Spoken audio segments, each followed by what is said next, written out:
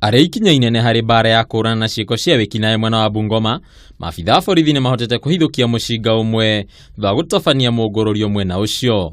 Kũringana na OCPD wa Bungoma ya mũhuro David Kirui, mĩhang'o ya kũhĩtahĩtana na wĩkinaĩ yambĩrĩirie thutha wa gũkinyĩrio riboti nĩ mũingĩ. Yesterday at about 1300 hours we got information that there are two suspicious person in a rental house within Mufutu area. The DCIO and his men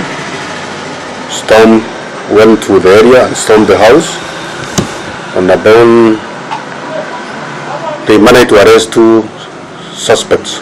Nake DCIO wa Bungoma Vincent Egesa, ũrĩa nĩ ũratongoririe mũngũrũrio ũyũ, nĩ orĩtie mũingĩ wa gĩcigo gĩkĩ gũkorwo marĩ ikinya-inĩ rĩa mbere kũrana na ũhotomu wa ũgitĩri. I need to thank the public for the information that made this operation a success.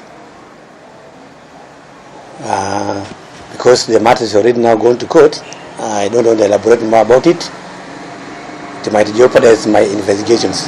Hĩndĩ ya mũngũrũrio ũcio, ekwĩrwo erĩ nĩ maikirio ngono, na ũngĩ ũmwe nĩ etharire no maabitha a borithi nĩ marahĩtana nake. Andũ-inĩ ha Kameme TV, njĩtagwo Bataru wa Mwangi.